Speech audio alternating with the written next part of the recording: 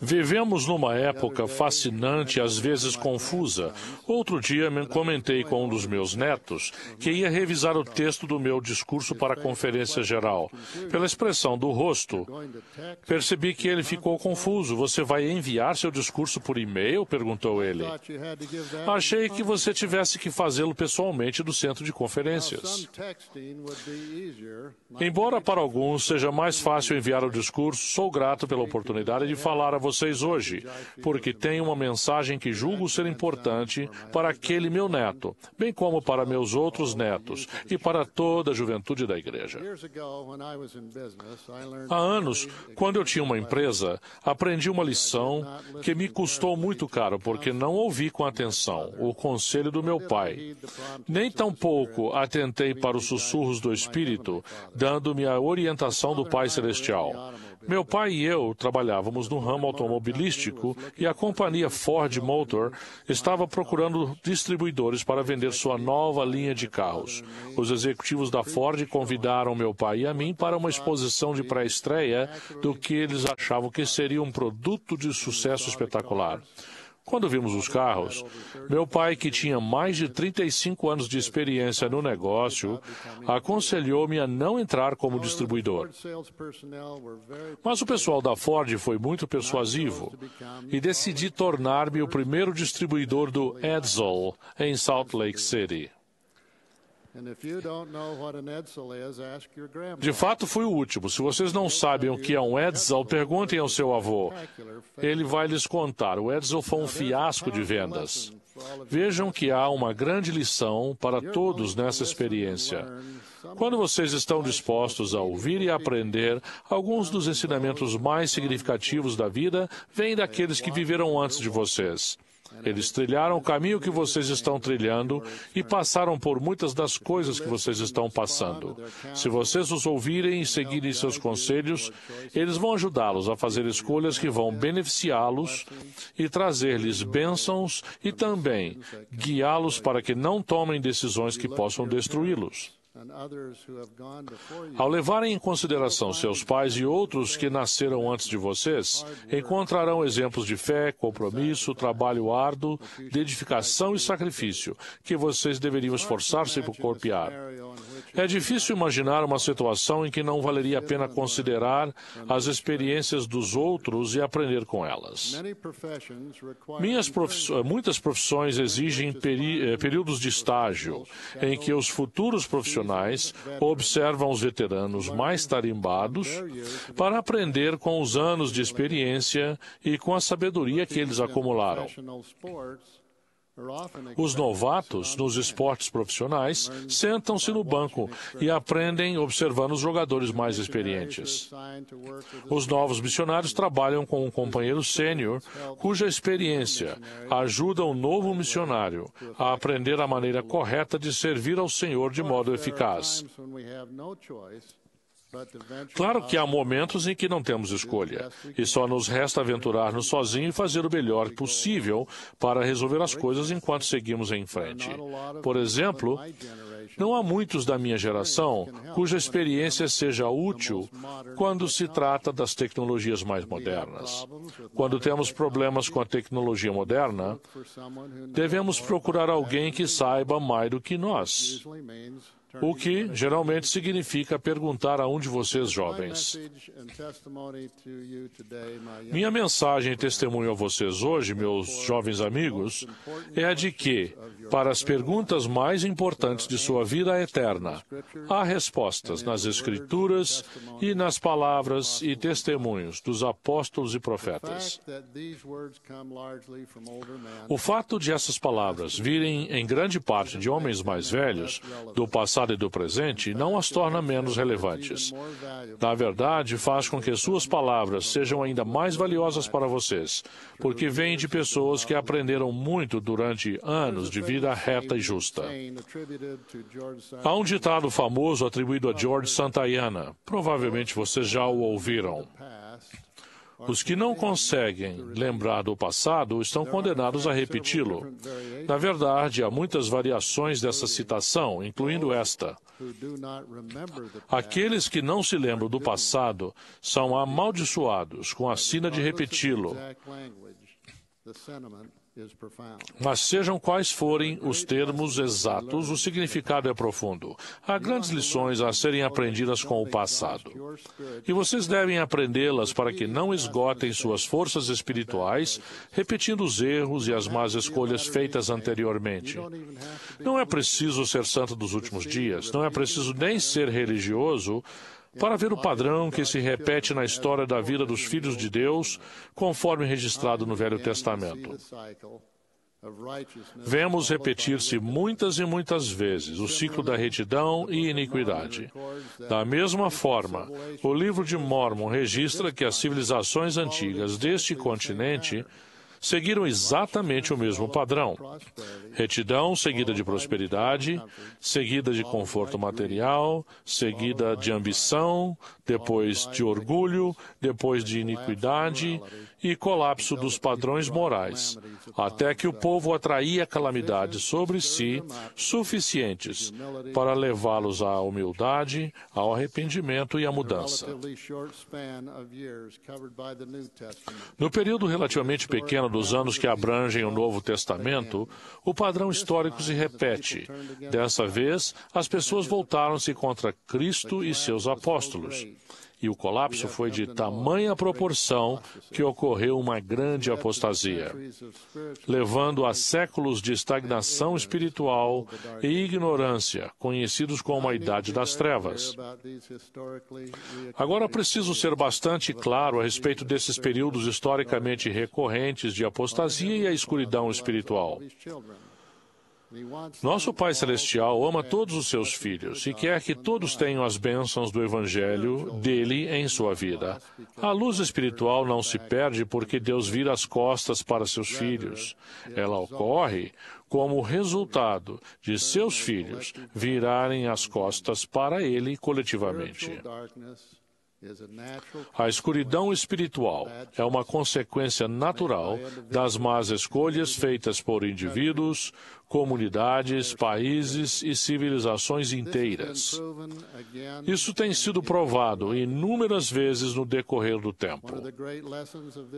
Uma das grandes lições desse padrão histórico é a de que nossas escolhas, tanto individuais quanto coletivas, sem dúvida trazem consequências espirituais para nós e nossa posteridade. Em cada dispensação, o amoroso desejo que Deus tem de abençoar seus filhos manifesta-se na miraculosa restauração do Evangelho à Terra por meio de profetas vivos. A restauração do Evangelho pelo profeta Joseph Smith no início do século XIX é apenas o exemplo mais recente. Restaurações similares foram realizadas em épocas anteriores por profetas como Noé, Abraão, Moisés e, claro, o próprio Senhor Jesus Cristo. Aos 179 anos que se passaram desde que a Igreja de Jesus Cristo dos Santos dos Últimos Dias foi oficialmente organizada, foram extraordinários. Nunca na história documentada houve um período de progresso tão notável em termos de ciência e tecnologia. Esses avanços ajudaram a facilitar o crescimento e a expansão do Evangelho pelo mundo afora, mas também contribuíram para o aumento do materialismo e da autoindulgência, bem como para o declínio da moralidade. Vivemos em uma era na qual os padrões de bom gosto e decência em público estão sendo combatidos a tal ponto que não parece haver mais padrão nenhum. Os mandamentos de Deus têm sido atacados pelas ideias inconstantes do mundo que rejeitam totalmente a noção de certo e errado. Parece que certos grupos da sociedade geralmente desconfiam de qualquer pessoa que decida viver de acordo com uma crença religiosa. E quando pessoas de fé tentam alertar outras das possíveis consequências de suas escolhas pecaminosas, são escarnecidas e ridicularizadas, e seus ritos mais sagrados e os valores que tanto prezam são motivo de zombaria em público. Isso soa familiar, meus jovens irmãos e irmãs? Vocês conseguem ver o padrão histórico emergir novamente, o padrão de retidão, seguido de prosperidade, seguido de conforto material, depois de ambição, seguida de orgulho, iniquidade e colapso dos padrões morais. O mesmo padrão que vimos repetir-se continuamente nas páginas do Velho e do Novo Testamentos, assim como do Livro de Mórmon. Acima de tudo, que impacto terão as lições do passado nas escolhas pessoais que vocês fazem agora e nas que farão pelo resto de sua vida? A voz do Senhor é clara e inconfundível. Ele conhece vocês, Ele os ama, Ele quer que sejam eternamente felizes. Mas de acordo com o livre-arbítrio que receberam de Deus, a escolha é sua. Cada um tem que decidir por si mesmo se vai ignorar o passado e cair nos dolorosos erros e nas trágicas ciladas das quais as gerações anteriores foram vítimas, sofrendo por si mesmos as devastadoras consequências das más escolhas. Como a vida de vocês será muito melhor se seguirem o nobre exemplo dos fiéis seguidores de Cristo, tais como os filhos de Elamã, Moroni, Joseph Smith e os intrépidos pioneiros, e se escolherem permanecer fiéis aos mandamentos do Pai Celestial, como eles fizeram. Desejo de todo o coração e oro para que vocês sejam sábios o bastante para aprenderem as lições do passado. Vocês não têm que gastar tempo sendo um Lamã ou Lemuel para saberem que é muito melhor ser um Nefe ou um Jacó. Não têm que seguir o caminho que Caim ou os ladrões de Gadianton seguiram para perceberem que a iniquidade nunca foi felicidade. E não precisam permitir que sua comunidade se torne como Sodoma e Gomorra para entenderem que esse não é um bom lugar para criar os filhos. Aprender as lições do passado permite que vocês caminhem corajosamente na luz, sem correr o risco de tropeçar na escuridão. É assim que deve ser.